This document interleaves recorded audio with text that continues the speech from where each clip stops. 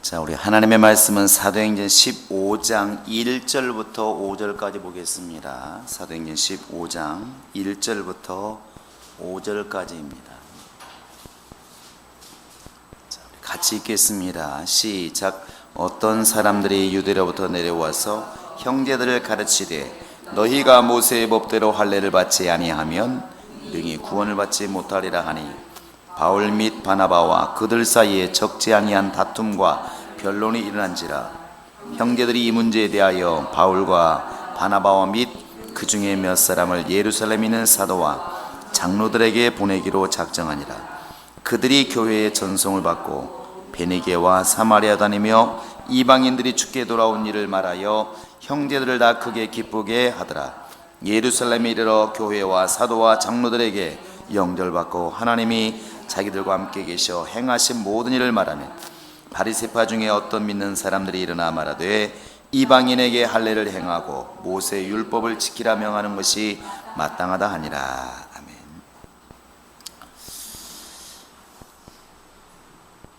사람은 약점이 뭐냐면 자기 중심으로 세상을 본다는 것입니다. 우리가 이렇게 밤하늘의 별들을 볼 때에도 사실 별들 입장에서 나를 볼 수 있는 눈을 이렇게 가지면 좋겠지만 사실은 내 입장에서 이렇게 하늘을 쳐다보는 것이죠. 하늘 입장에서 나를 보는 게 아니라 누구나가 다 자기 눈으로 이렇게 하늘을 보는 것입니다. 그것이 인간의 특성이기도 하고 또 때로는 그게 약점이기도 한 것입니다. 그게 마치 어떤 나무 속에 숨어서 조그마한 구멍으로 세상을 보고 있는데 밖에서는 그 사람이 안 보이는데 자기만 이제 보고 있는 것이죠. 근데 우리 인간은 그런 약점이 있어서 영적 생활하는데도 동일하게 이런 것들이 이렇게 적용되는 경우가 참 많습니다. 그래서 교회를 볼 때도 교회 입장에서 나를 보는 게 아니라 내 입장에서 교회를 보고 내 입장에서 나라를 보고 내 입장에서 이렇게 사회를 보는 것이죠. 근데 그것이 어쩔 수 없기도 하는데 그래서 교육을 시켜서 주객이 전도되었다. 한번 상대방 입장에서만 고려해 보아라. 이런 말들을 많이 하지만 그게 사람이 습성상 그게 잘 안 되는 것 같습니다. 이것이 영적 생활에서도 참 많은 장애 요소가 되기도 하고 많은 어려움을 주기도 합니다.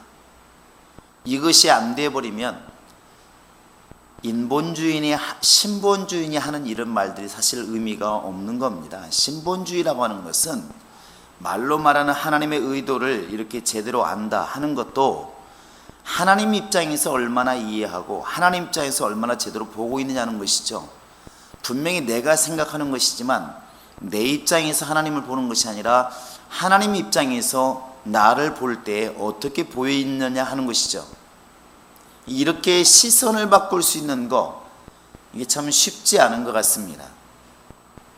오늘 이제 본문도 역시 그러한 문제 때문에 닥치는 이제 문제가 많습니다. 바울과 바나바가 한 2년 동안 참 지금처럼 비행기가 있고 무슨 이렇게 버스가 있고 자가용이 있어서 수월하게 다녀온 선교 여행이 아닙니다. 그 당시 얼마나 교통이 불편했었고 힘들었겠습니까? 지금처럼 무슨 호텔이 있는 것도 아니고. 그런데 2년 동안 그렇게 많은 이적을 일으키고 핍박도 받아가면서 죽을 고생하면서 선교하고 돌아왔을 때 안디옥이 이제 본거지인데 사람들이 얼마나 은혜 받고 기뻤을까. 야, 정말 하나님이 놀랍게 역사하셨구나. 우리 가끔가다 그런 경우 많이 있지 않습니까? 이렇게 개인적으로도 대화를 할 때 있습니다. 대화할 때 집사님 어떻게 이렇게 됐어요? 전혀 몰랐습니다. 근데 그 사람이 얘기를 하죠. 세상에 나도 앞이 캄캄했는데 하나님께서 이렇게 해결하셨다고. 들을 때 어떻게 말하나요? 와, 하나님 정말 대단하시다. 역시 우리 하나님은 참 멋지시다. 이런 말 하잖아요. 해요, 안 해요? 무슨 생각들 하시나요? 빨리 스파게티를 먹었으면 좋겠다. 자, 여러분 앞에 사람이 막 성도를 간증할 때 그런 마음이 들어요, 안 들어요? 듣잖아요. 어떤 교회가 막 세워지는 걸 보면서 와, 하나님은 참 역시 대단하시구나. 어떤 사람이 막 믿음이 성장하는 거 보면 야, 하나님 대단하시구나, 저렇게 하나님이 역사하시다니, 이런 걸 많이 듣는다고요.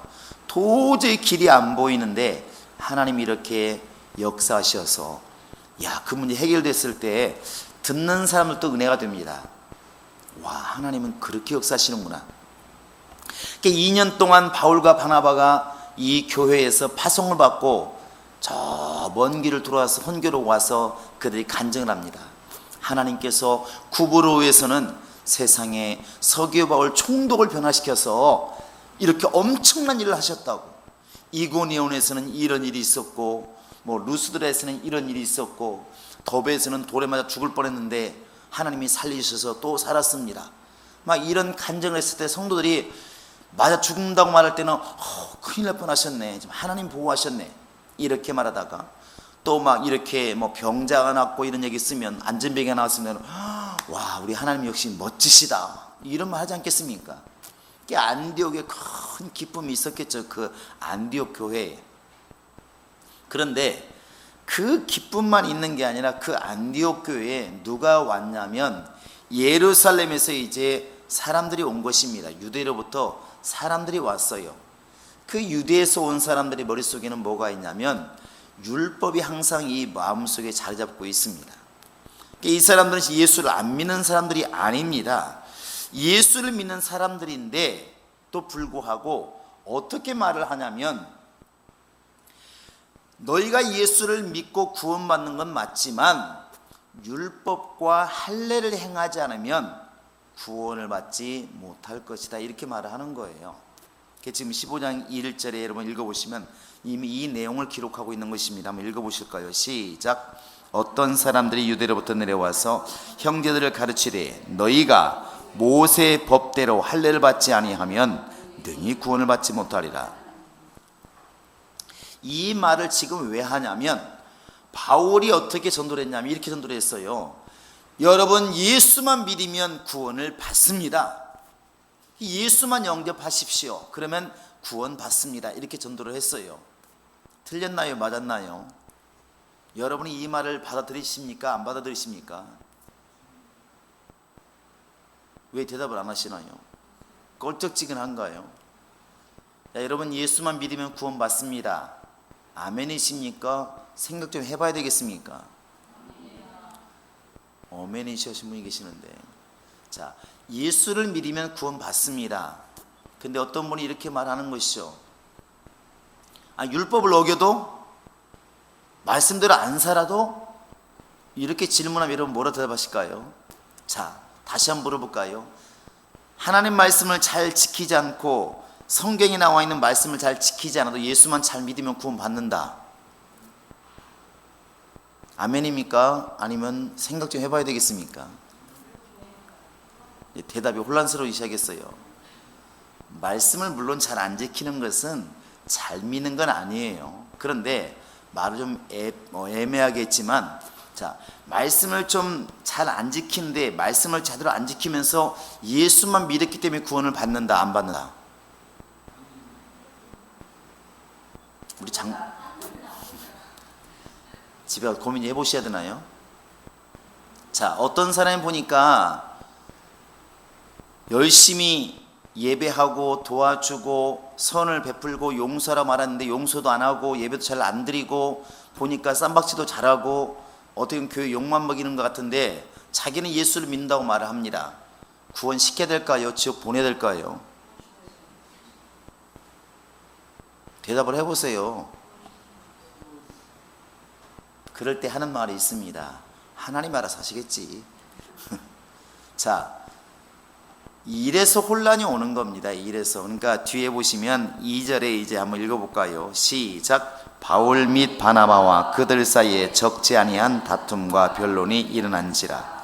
형제들이 이 문제에 대하여 바울과 바나바와 및 그 중에 몇 사람을 예루살렘에 있는 사도와 장로들에게 보내기로 작정하니라, 이렇게 돼 있어요. 그러니까 이 유대인들이 와가지고 말하기를, 지금 바울이 가르치는데 예수만 믿으면 구원받는다고? 개떡같이 믿어도 구원받는다고? 웃기고 있네. 하나님이 모세를 통해 주신 율법대로 할례를 받지 않으면 구원 못 받는다.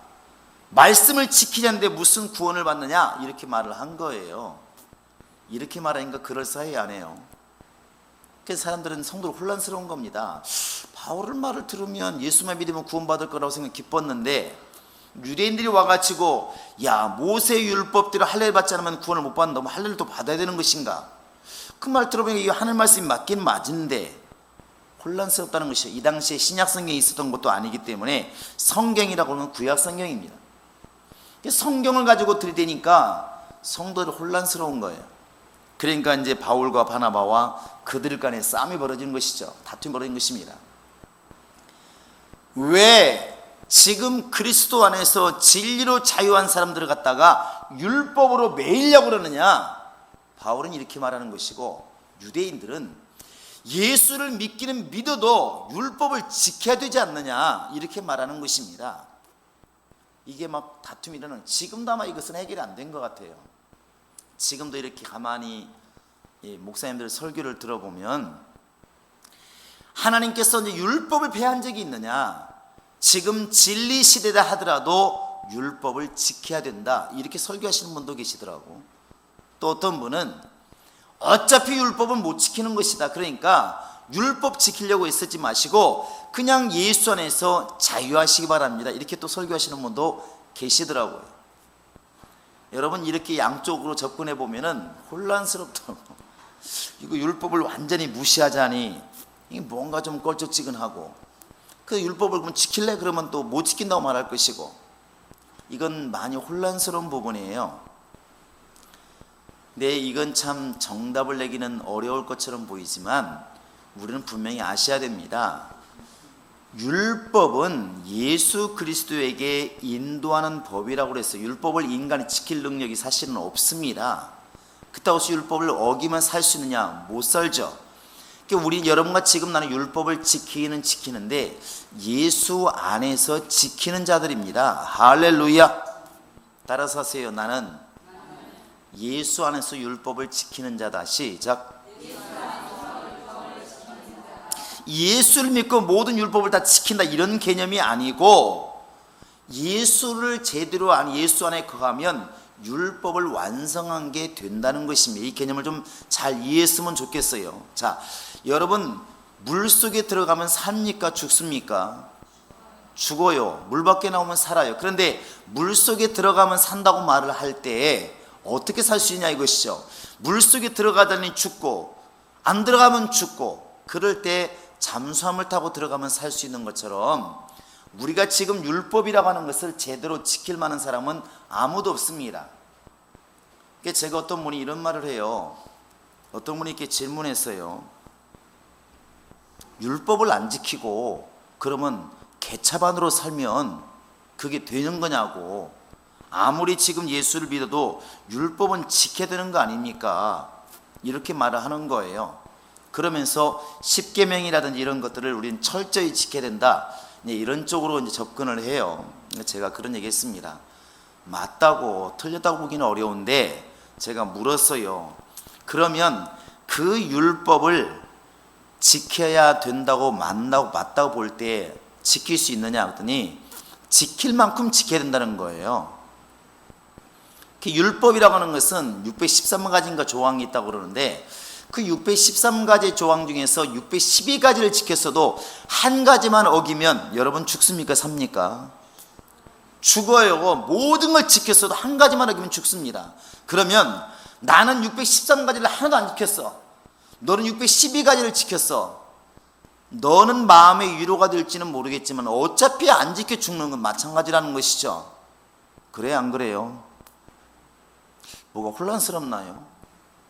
왜 목사님 오늘 이렇게 답답하게 어렵게 하시나 그러는데, 자, 잘 생각해 보세요. 말은 쉽잖아요. 자, 율법은 한 가지만 어겨도 죽습니다. 맞습니까? 그럼 612가지 지킨 사람과 12가지를 지키고 한 가지 어긴 사람하고 613가지를 다 어긴 사람하고 같아요, 틀려요? 왜 말을 안 하시나요? 같아요, 틀려요? 말 이상하게 들려. 같아요, 틀려요? 아까 말을 했잖아요. 여러분들은 한 가지만 어기면 다 율법은 죽는 거예요. 왜 말을 그렇게 쉽게 하시면서 612가지를 지키고 한 가지를 어긴 사람을 갖다가 전체를 어긴 사람하고 같냐고 물어보면 또 왜 말을 안 하십니까? 같아요, 틀려요? 앞에 말을 거짓말이 아니라면 같다고 크게 얘기를 하셔야 됩니다. 같은 거라고요. 그게 제가 말씀드렸습니다.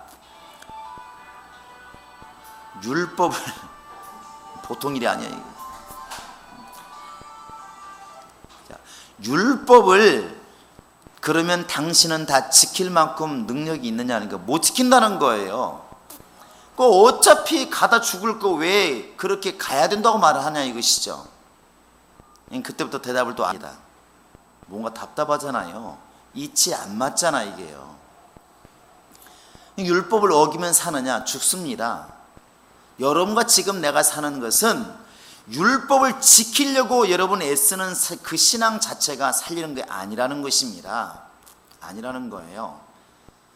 근데 예수 믿는 사람이 양심이라는 것을 자꾸 접근하는 경우가 있습니다. 그래도 지킬 만큼 지켜야 되는 게 아닌가 이런 마음이 있는 거예요. 그러면 믿음은 소용이 없다는 것입니다. 지금 이 유대인과 바울의 싸움이 여기에 있는 것입니다. 신앙인들이 자꾸 실패하는 게 뭐냐면 신앙 안에서 내가 너보다는 조금 더 도덕적이라는 거예요. 너보다 조금 더 윤리적으로 낫다는 것입니다. 웃기지 말라는 것입니다. 그것 때문에 지금 여러분과 내가 사는 게 아니라는 거예요. 공부할 때는 이것을 인정을 하는데 실제 생활에서는 안 그래요. 실제 생활에서는 내가 조금 말을 좋게 한다고 행동을 조금 잘한다고 그것을 가지고 너보다 내가 신앙생활 잘하는 것처럼 착각을 일으키고 있다는 것입니다. 신앙의 기준은 믿음에 있는 것이지 거기에 있는 게 아닙니다. 행동으로 나아가면 반드시 죽게 되어 있습니다. 행동으로 우리가 의롭다움을 받은 것이 아니고 믿음으로 의롭다움을 받은 것입니다. 할렐루야. 자, 나는 믿음으로 의롭다움을 받은 것이다. 시작. 나는 믿음으로 의롭다움을 받은 것이다. 그런데 이 사람들이 지금 안디옥에 있는 사람들이 유대인들이 와가지고 예수를 믿기는 믿어도 말씀을 지켜야 될 거 아니냐, 할례를 받아야 될 거 아니냐, 하나님께서 할례를 받으라 말씀하셨는데 이렇게 말하니까 그것도 맞는 것 같은 거예요. 예수도 믿으면서 할례도 받고 율법도 지키고 혼란스럽다는 것이죠. 바울이 이것을 책망하는 것입니다. 바울의 신앙은 이미 그 단계를 넘어섰던 것이죠. 여러분은 성경을 보시기 바랍니다. 자, 고린도전서 1장을 보시기 바랍니다. 고린도전서 1장입니다. 고린도전서 1장 13절 한번 보시기 바랍니다.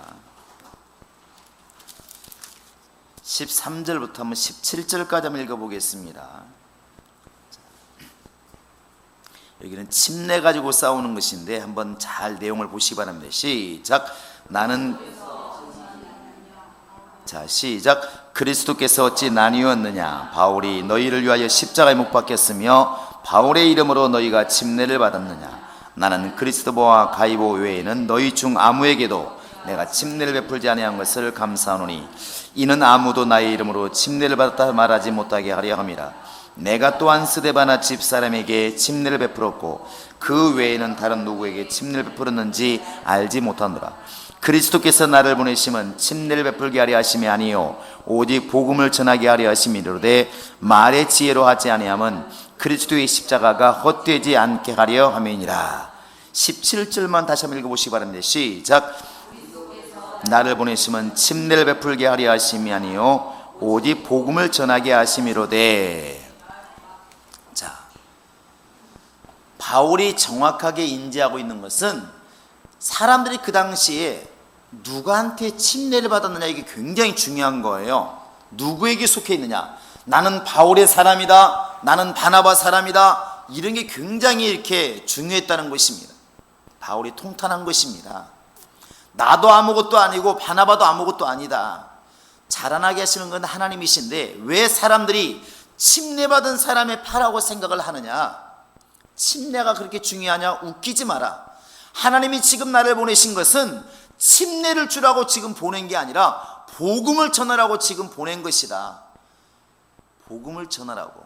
근데 사람들이 그 당시에 침례가 매우 중요하다고 생각하고 있다는 것입니다. 그건 아마 역사적으로 마찬가지예요. 그래서 뭐 재침례파가 나오고 이렇게 하는데 침례가 물론 중요하죠. 그러나 침례가 믿음보다 앞설 수는 없다는 것입니다. 그렇게 말하면 예수님의 오른편에 있던 강도는 침례 안 받았으니까 구원 못 받나요? 침례가 왜 어느 순간부터 구원까지 이르러가지고 침례 안 받으면 믿음도 없고 구원이 없는 것처럼 이렇게 말해가 버리면 굉장히 위험한 것이죠. 유대인들이 할례를 가지고 목숨 거는 것하고 똑같은 일이 벌어지는 것입니다. 그 할례보다 중요한 것은 하나님의 말씀을 신뢰하는 것이거든요. 침례보다 중요한 것은 믿음이라는 것입니다. 그런데 어느 순간에 침례를 강조하다 보니까 침례교가 맞죠. 침례가 원래 성경적으로 맞습니다. 침례를 너무 강조하다 보니까 침례주의자가 되어버리는 것입니다. 그래서 모든 신앙의 판단이 다 침례에 있는 거죠. 침례 받았습니까? 안 받았습니다. 어떻게 예수님의 침례도 안 받습니까? 그때부터 믿음이 다 침례를 보는 거예요. 마치 이제 순복음 계통이 방언을 말하십니까? 방언만을 못하면 믿음이 없는 것처럼 이게 딱 모든 걸 다 방언으로 기준 삼는 것처럼 침례교는 다 모든 게 침례로 이렇게 기준을 삼는 거예요. 그러다 보니까 세례 받으면 이제 막 죽일 놈 살릴 놈 믿음도 없는 놈 이렇게 돼버리니까 문제가 오는 것이죠. 그것이 침례가 옳은 게 맞지만 우리는 침례보다 더 중요한 믿음이 사실은 중심에 있어야 가장 옳다는 것입니다. 그러니까 바울이 이런 것에서 답답하니까 이런 말 하는 것입니다. 지금 너희가 누구한테 침례를 받았느냐 안 받았느냐 나는 누구 소속이다 웃기지 말라는 것입니다. 가장 중요한 것은 지금 하나님이 나를 보내신 것은 복음을 전하라고 지금 보낸 것이지 침례를 주라고 지금 보낸 것이 아니라는 것이죠. 여러분과 지금 나는 가장 핵심이 뭔지를 항상 잊지 않기를 바랍니다. 그러니까 제가 이런 말 하잖아요. 성찬 우리가 매주 하지만 그렇다고 해서 성찬주의자가 돼서는 안 된다는 것입니다. 이게 매주 성찬하니까 성찬 안 하는 사람들은 믿음이 없다 이렇게 말할 필요도 없는 것이고 할 수 있으면 하는 것입니다. 할 수 있음에도 불구하고 안 하는 것은 분명히 그것은 불순종이니까 해야 됩니다. 그러나 그렇다고 해서 그것이 모든 믿음의 중심이라고 말하는 것은 문제가 있다는 것이죠. 우리에게는 오직 예수 믿는 믿음이 가장 으뜸인 것입니다. 할렐루야. 자, 나는 예수를 믿는다. 시작. 나는 예수를 믿는다. 나는 예수를 믿는다. 여러분 이 믿음을 절대적으로 중히 여기시기 바랍니다. 이게 가장 으뜸이라는 것이죠. 그래서 이렇게 바울에게 할례를 왜 안 받느냐? 예수 믿어도 할례를 받아야 된다. 이렇게 말하는 사람들 오늘날 이렇게 말하겠죠. 예수를 믿어도 율법을 다 지켜야 된다. 이렇게 말하는 사람들에게 바울이 이렇게 말합니다. 할례에 대해서 말할 때 자, 한번 로마서를 보시기 바랍니다. 로마서 2장입니다. 로마서 2장 한번 25절을 보시기 바랍니다. 자, 로마서 2장 25절부터 26절까지 읽겠습니다. 시작. 네가 율법을 행하면 할례가 유익하나 만일 율법을 범하면 네 할례는 무할례가 되느니라. 뭐라고 말하라고 했나요? 네가 할례를 받았다고 자랑할 거 없다. 네가 지금 할례 받았다고 네가 아브라함의 자손이라고 자랑할 거 없다. 네가 할례를 받았어도 율법을 제대로 지키지 않으면 그 할례가 무슨 소용이 있냐는 것이죠. 우리가 오늘날 하면 이렇게 바꿔서 한번 생각해 볼까요? 어떤 사람이 나는 침례 교인이라고 나는 침례 받은 사람이라고 자랑을 하는데 침례 안 받은 사람에게 침례도 안 받은 사람이 무슨 믿음이 있냐고 말할 때 이렇게 말할 수 있다는 것이죠. 당신이 침례 받았다고 말하지만 침례 받은 사람이 하나님 말씀에 순종하지 않으면 침례가 무슨 의미가 있느냐 이렇게 말할 수 있다는 것이죠. 당신은 지금 침례 받은 것을 굉장히 고상히 여기고 침례 받은 것을 자랑하고 침례 받은 것을 가지고 다른 사람을 판단하지만 당신 때를 얻든지 못든지 전도하라는 말씀에 순종하셨습니까? 항상 기뻐하라는 주의 말씀에 순종하셨습니까? 모든 것을 용서하라는 말씀에 순종하셨습니까? 이 말씀에 순종하지 않는 사람이 침례 받으라는 그 말씀에 순종 하나 했다고 모든 것을 순종한 것처럼 당신은 다른 사람을 정죄한다면 그 신앙이 무슨 의미가 있냐는 것이죠. 지금 바울이 이 지금 할례 받은 사람들이 하도 할례를 가지고 공격하니까 이렇게 지금 대꾸하는 것입니다. 비슷한 말이 또 있죠. 우리 여러분 갈라디아서 보시기 바랍니다. 갈라디아서 6장을 보시기 바랍니다. 자, 갈라디아서 6장 한번 15절을 보시기 바랍니다. 자, 갈라디아서 6장 15절입니다. 시작. 할례나 무할례가 아무것도 아니로되 오직 새로 지으심 받는 것만이 중요하니라. 잘 보시면 아주 중요한 말이에요. 할례나 무할례가 아무것도 아니로되, 진짜 중요한 게 뭐냐면 할례를 받았느냐 안 받았느냐, 침례를 받았느냐 안 받았느냐, 이거보다 더 중요한 게 뭐냐, 그 뒤에 새로 지으심을 받는 것이 매우 중요합니다. 거듭났냐 하는 것입니다. 거듭났느냐, 거듭난 사람이 행해야 될 것도 중요하지만 거듭나지 않고 행해야 무슨 의미가 있겠는가? 율법을 지키지 않는 사람이 할례 받은들 그게 할례가 무슨 의미가 있느냐? 주의 말씀에 전적으로 순종하지 않는 사람이 침례받았다고 그 침례가 무슨 의미가 있겠냐는 것입니다.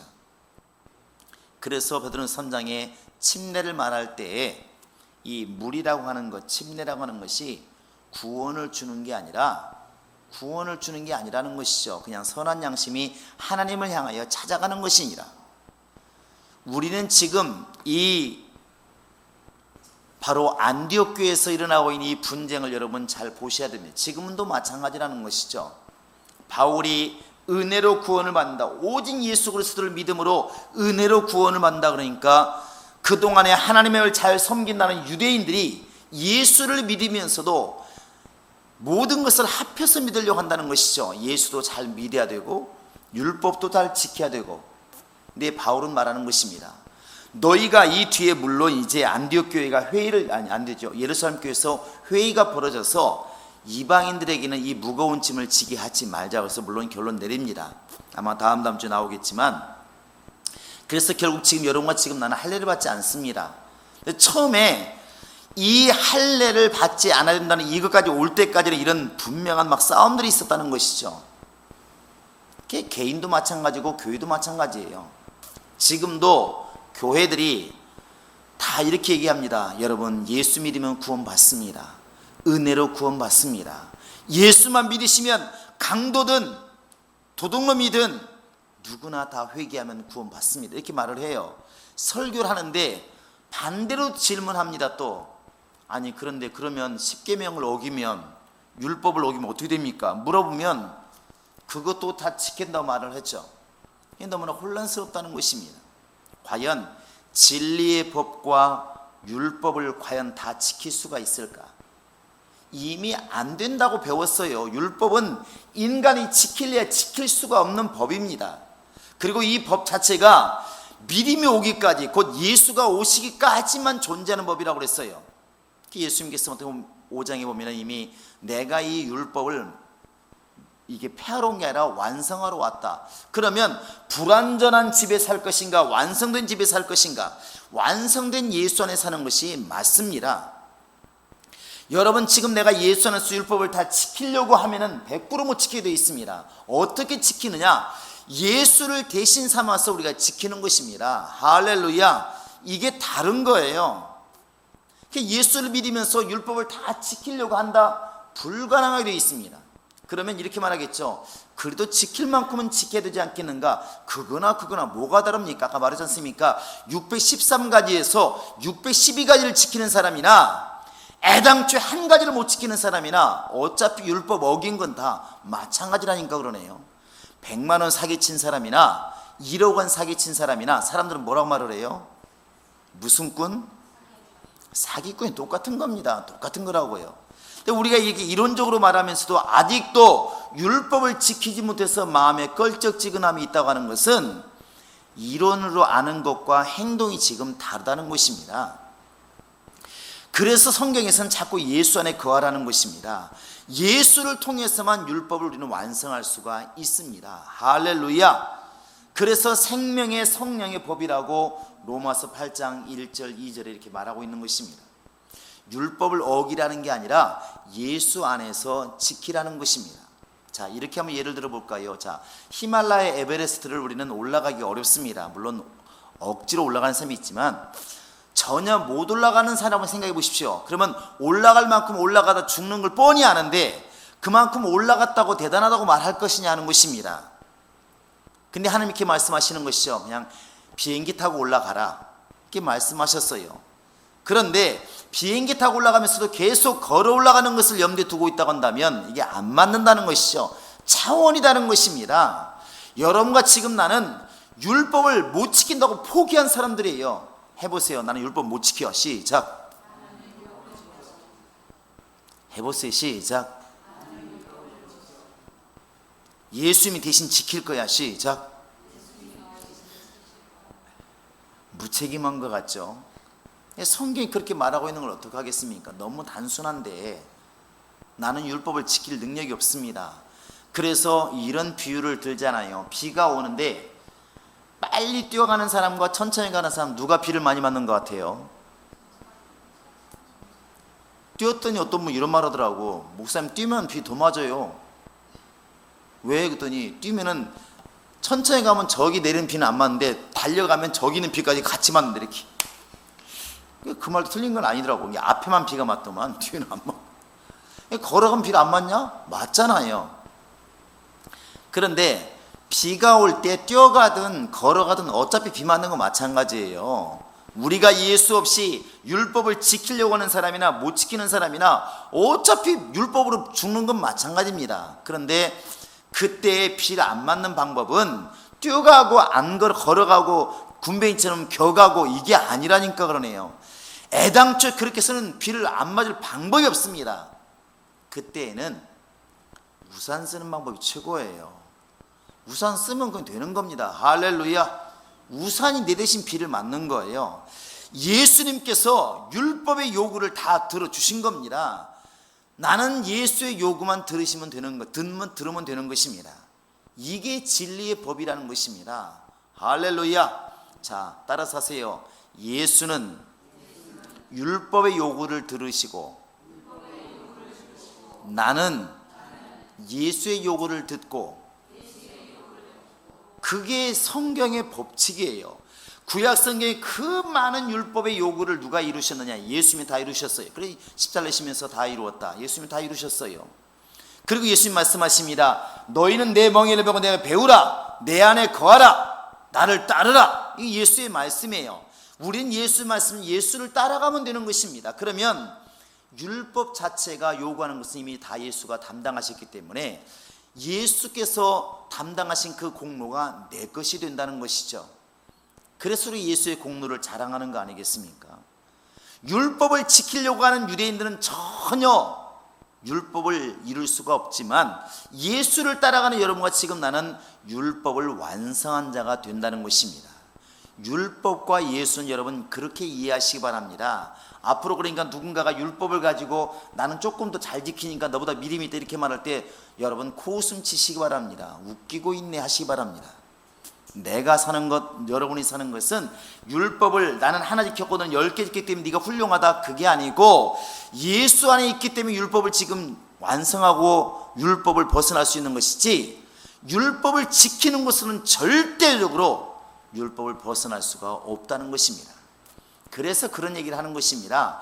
행함으로는 의롭다함을 받을 육체가 없나니, 그게 답이에요. 한번 해보시기 바랍니다. 행함으로는 의롭게 될 자가 없다. 오직 믿음으로만 의롭게 되는 것입니다. 그래서 우리가 교회 안에서 늘 말하지 않습니까? 때로는 내가 11조를 남들보다 철저히 드리고 남들보다 주의를 잘 지키고 남들보다 찬송을 열심히 하고 예배 열심히 참여했다. 여러분, 이것이 의가 되어서는 안 된다는 것입니다. 이것은 감사함으로 그냥 주 앞에 순종하는 모습으로 나타나야지, 이것이 자꾸 의가 되어서 남을 정죄하게 되고 남을 심판하게 되고 그 자체가 율법주의라는 것입니다. 우리 성도들은 오직 믿음으로만 의롭게 될 수 있기를 주의 이름으로 부탁을 드립니다. 그래서 바울과 지금 유대인의 싸움이 이거였다는 것이죠.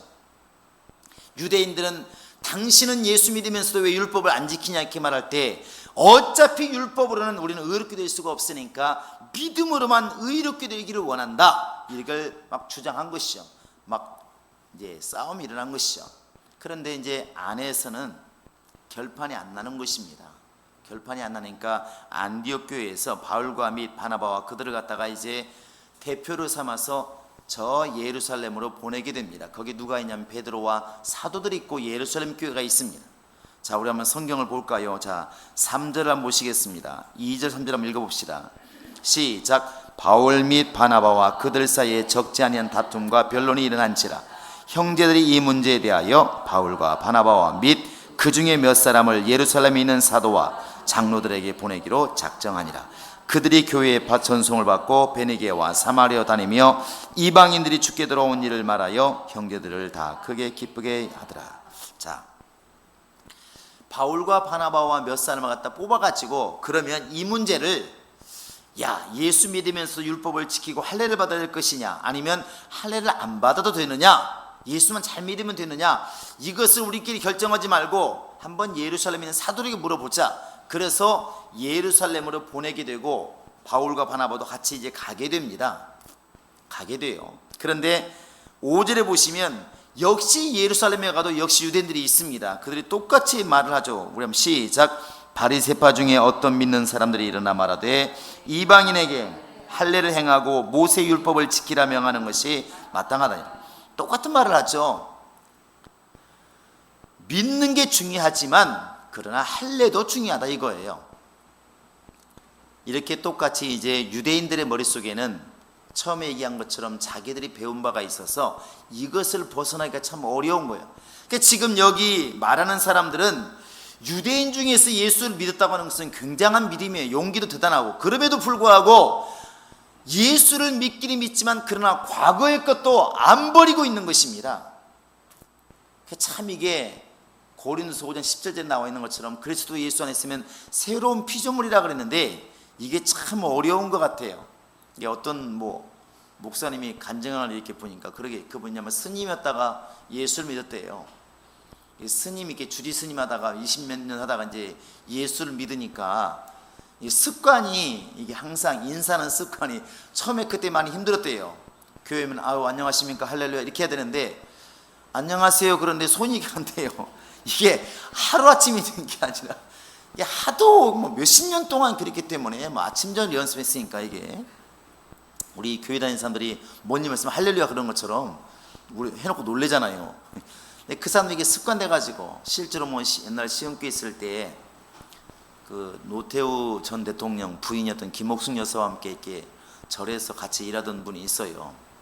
근데 이제 아들 때문에 교회를 나왔는데 이게 석가탄신일 그날 또 쌀을 씻어놓고 왔다고 오더라고. 이래서는 안 되지 하고 이제 교회로 왔는데 아들 때문에 이제 아들이 미국에 있는데 아들이 교회 나가라고 하도 그래가지고 이제 갑자기 생각나서 초파리날 쌀을 씻어놓고 그냥 이렇게 이제 온 거예요. 교회로 왔는데 처음에는 몰랐는데 꼭 이렇게 예배 끝나고 나면 아니 목사님 안녕하세요. 손이 거슬리는 거예요. 잘못된 건 아니지만 집사님 손을 왜 이렇게 항상 이렇게 하세요? 죄송해요. 이러지 않아야 되는데 습관돼서. 그러면서 사실은요 제가 얼마 지난주까지도 절에 가서 지금 이렇게 쌀 씻고 오고 그런 사람이라서 대통령 영부인하고도 같이 절에 다닌 사람이라서 이게 하도 이렇게 습관돼서 그 뒤로도 한동안 그랬어요. 본당에서 만나도 항상 이래서 이제 안 그러시더라고요.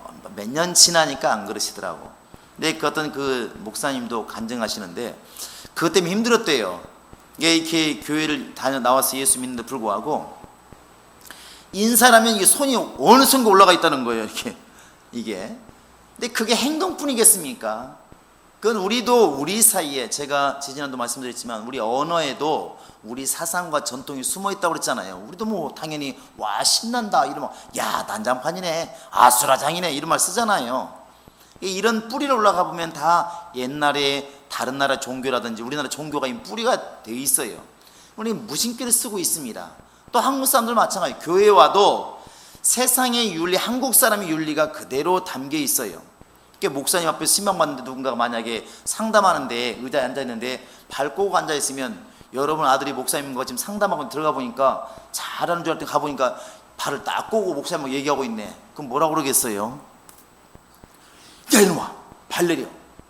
감히 목사님이 발을 꼬고 있어. 이렇게 하겠어요 안 하겠어요? 안 당해봐서 모르겠지만 그럴 거예요 아마. 근데 서양에서는 목사 앞에서 발 꼬고 있어도 잘못이 아니래요. 미국 같은 데는. 그러니까 대통령도 가끔가다 뭐 이렇게 볼 때 발 꼬고 얘기하잖아요. 국민들에게 얘기하는데도 발 꼬고 얘기합니다. 그런데 발 꼬은 사람이나 발을 발이 말이 꼬이네. 발을 꼬고 얘기하는 것을 듣는 백성이나 별로 문제가 안 되는 거예요, 그 나라는. 근데 우리나라 만약 대통령이 딱 나와가지고 의자 앉아 발 꼬고 국민 여러분 이러면 뭐라 말하겠어요? 싸가지 없네. 이렇게 나오는 거예요. 더더군다나 높은 사람 앞에서 아랫사람이 딱 발 꼬고 앉아가지고 목사님 근데 말이에요 이러고 있으면 그 아버지가 와가지고 야 이놈의 자식아 정신 있냐 없냐 이렇게 할 거라고. 그게 성경에서 가르친 게 아니고 우리나라 전통이 이렇게 배어 있는 겁니다. 유대인들은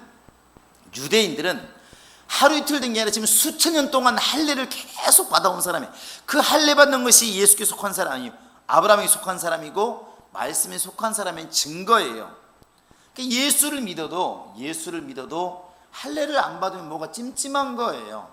그러니까 바울이 예수 믿으면 구원받습니다, 할례 안 받아도 괜찮습니다 이렇게 말할 때에 그게 도저히 이해가 안 되는 것입니다. 나도 예수 믿는 사람이지만 뭐가 좀 이상하다. 그런데 이때 여러분 정말 잘 고민하셔야 됩니다.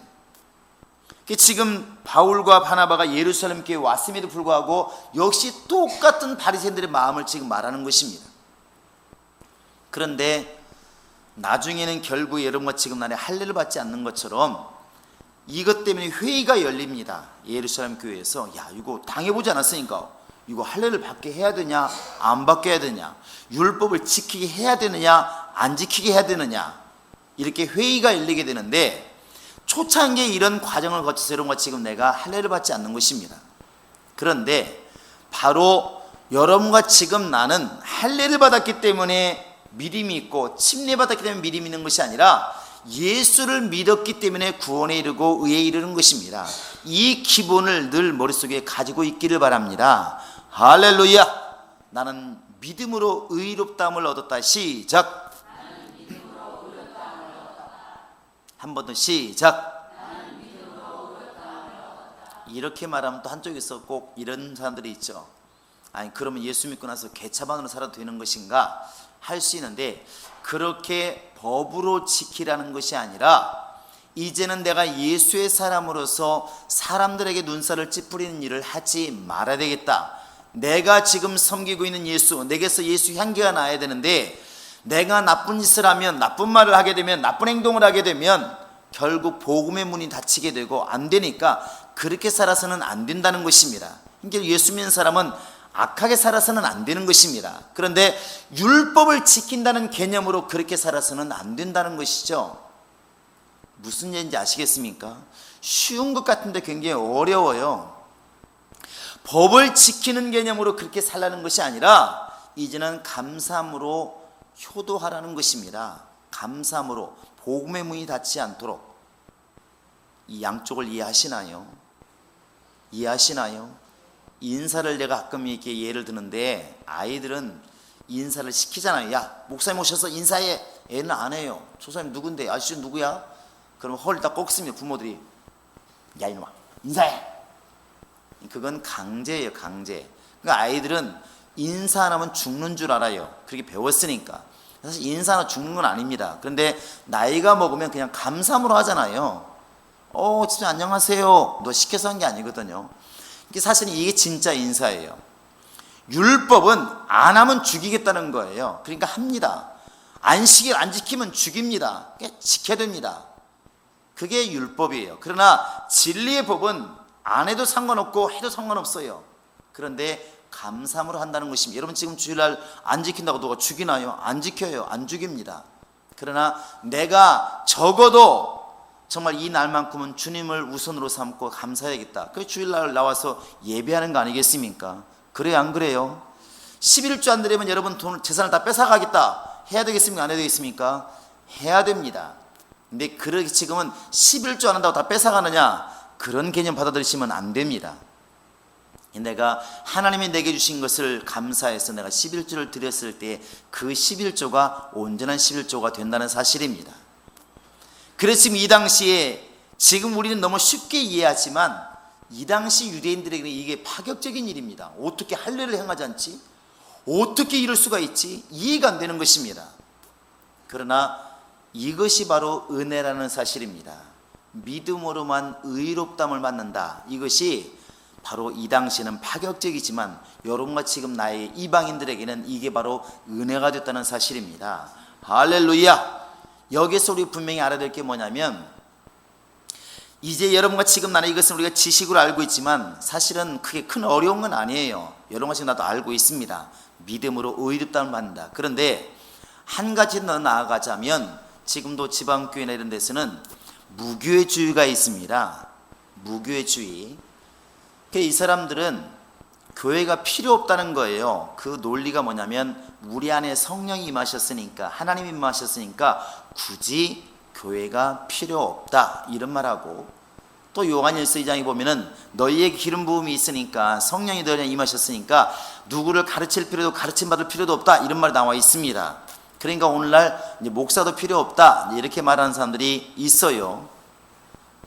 그런데 오늘 말씀을 잘 보시면 사실 이게 필요한 게 뭐냐면, 자, 안디옥 교회 분쟁이 일어났을 때 어디로 갑니까? 예루살렘 교회로 갑니다. 바울은 지금 베드로 때문에, 바울은 베드로나 요한 때문에 예수 믿은 게 아니에요. 예루살렘 교회와는 아무 상관이 없는 사람입니다. 그래요, 안 그래요? 그런데 왜 예루살렘 교회를 찾아가겠습니까? 바로 이 바울도 조직이나 하나님의 지시하심과 이런 것들을 무시하지 않는다는 것입니다. 그래서 교회가 필요하다는 것이죠. 교회가 필요한 것입니다.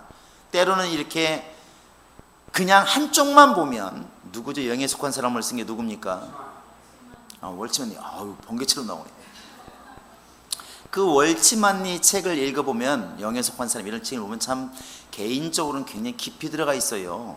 맞습니다. 그런데 약점이 뭐냐면, 이제 혼자는 잘하는데 교회 쪽이 약해요. 교회론이. 예수님 말씀하신 것처럼 이것도 행하고 저것도 버리지 말아야 될지 이렇게 말씀하고 있는데, 우리가 이렇게 개인적으로 신앙생활하는 것, 하나님과 교통하는 것 충분히 할 수 있습니다. 그러나 때로는 이렇게 하나님의 지시하심이 교회를 통해서도 이루어진다는 사실을 우리는 알아야 됩니다.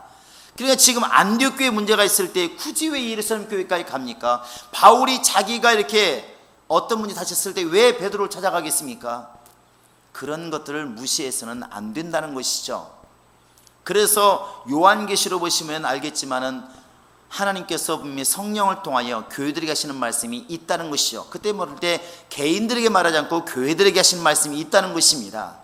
교회가 반드시 필요하다는 것이죠. 그냥 개인이면서 교회, 교회이면서 개인, 이것을 여러분 잘 머릿속에 염두에 두시기 바랍니다. 그냥 안디옥 교회가 자체적으로 완벽한 교회입니다. 그렇지만 먼저 세워진 안디옥 교회가 예루살렘 교회에 먼저 보내서 이럴 때는 어떻게 쓰면 좋겠느냐, 가르침을 얻게 되고 함께 고민하게 되고 그 다음에 지시하심을 받게 되고, 이런 일들이 필요하다는 것이죠. 그리고 바울도 이렇게 다메섹 가는 도상에서 확실히 하나님 만났지만 자기 마음대로 하면 됩니다. 왜? 내 속에 성령이 계시는데 누가 뭐라 합니까? 그러나 여러분 사도행 13장에서 보시면 알겠지만, 전도로 갈 때도 성령의 보내심을 받아, 성령의 지시하심을 받아, 이렇게 돼 있어요. 왜 그 바울이 뭐가 아쉬워서 안디옥 교회에서 파송을 받고 안디옥 교회에서 보냄받아서 예루살렘 교회에 가겠습니까? 이게 질서가 필요하다는 것입니다. 그래서 교회에 떠나서 스스로 교회가 필요 없다, 홀로 예배드리고 하는 사람들을 굉장히 잘하는 것처럼 보이지만, 그게 바로 이제 꺾여진 가지라는 것이죠. 주님이 그런 신앙을 원하는 것이 아닙니다. 비록 내가 홀로 하나님을 체험하고 성령을 받았다 할지라도 교회의 지시하심을 받는 것이 성경적이고, 교회에 보내심을 받는 것이 그게 성경적이라는 것입니다. 우리 교인들은 그래서 교회를 통해서 역사하시는 우리 하나님을 잘 이렇게 체험하시기를 바랍니다. 하나님이 내게 말씀하시는, 무슨 소리예요? 오늘 참 역사가 많습니다. 하나님이 나를 통하여 말씀하시는 음성도 분명히 있습니다. 그러나 교회를 통해서 역사하시는 것도 반드시 있다는 것입니다. 앞으로도 마찬가지일 거예요. 마찬가지일 것입니다. 아마 여러분이 개인적으로 하나님이 감동하셔서 하나님 여러분을 아프리카로 가라 할 수도 있습니다. 그때 나는 하나님이 가라고 했으니까 그냥 혼자 가버리고 벌렁 떠나버리고 이런 것이 옳은 것처럼 보이지만 절대 그렇지 않다는 것이죠. 그래서 교회에다 이야기를 하고 교회에서 정식으로 파송을 받고 이렇게 되었을 때 가장 아름답다는 것입니다. 우리 성도들은 그런 믿음이 있기를 바랍니다. 할렐루야. 아마 이 문제 때문에, 이 할례 문제 때문에, 율법과 진리 문제 때문에 앞으로 계속 문제가 나오는데 이 예루살렘 교회에서 가장 이제 크게 드러났죠.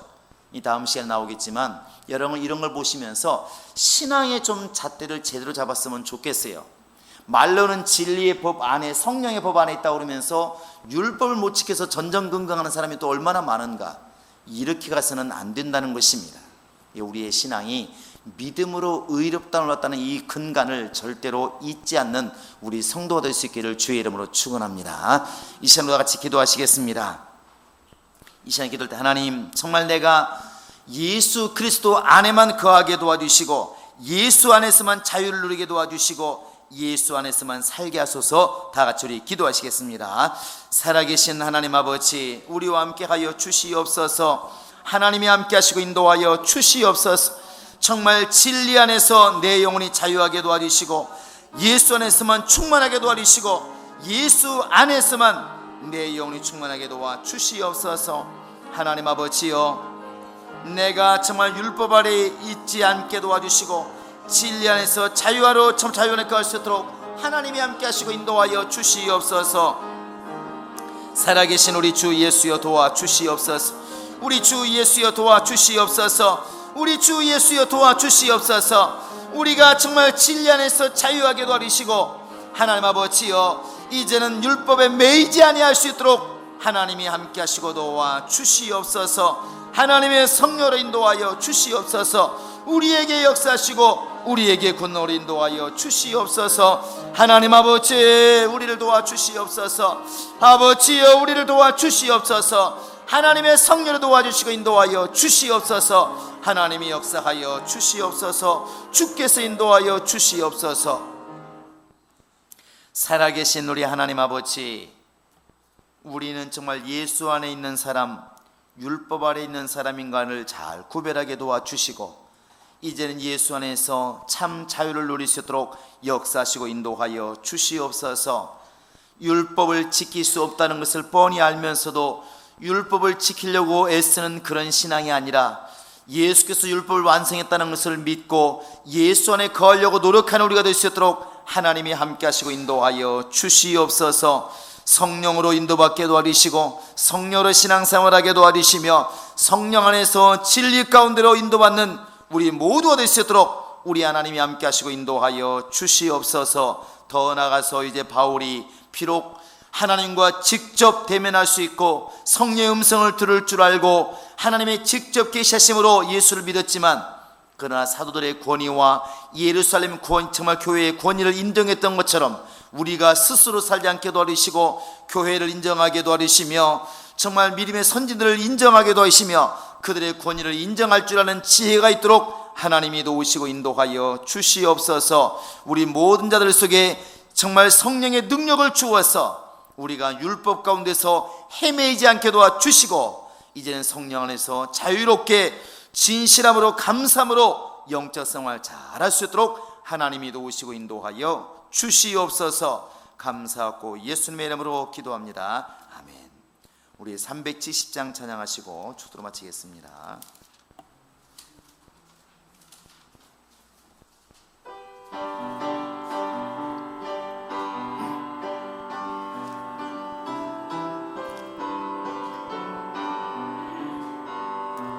주 안에 있는 나에게 딴 근심이 있으랴. 십자가 밑에 나가 내 짐을 풀었네. 주님을 찬송하면서 할렐루야 내 앞길 멀고 함에도 나 주님만 따라가리. 그 두려움이 변하여 내 기도 되었고 전날의 한숨 변하여 내 노래 되었네. 주님을 찬송하면서 할렐루야 할렐루야.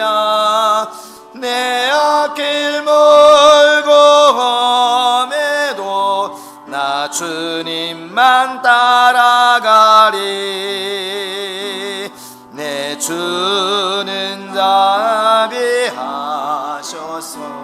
늘 함께 계시고 내 궁핍함을 아시고 늘 채워주시네. 주님을 찬송하면서 할렐루야 할렐루야. 내 앞길 멀고 험해도 나 주님만 따라가리. 내 주와 맺은 언약을 영불변하시니 그 나라가기까지는 늘 보호하시네.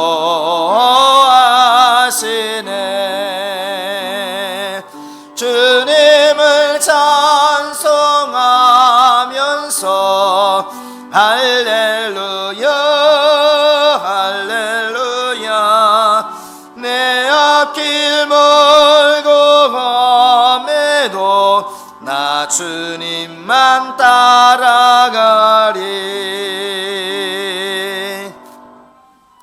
이제는 우리 구주 예수 그리스도의 은혜와 하나님 아버지의 극진하신 사랑과 성령의 교통하심과 인도하심이 이제 주 안에서 정말 살며 진리로 자유하게 결정한 모든 심령들 머리 위에 지금부터 영원토록 함께 있을지어다.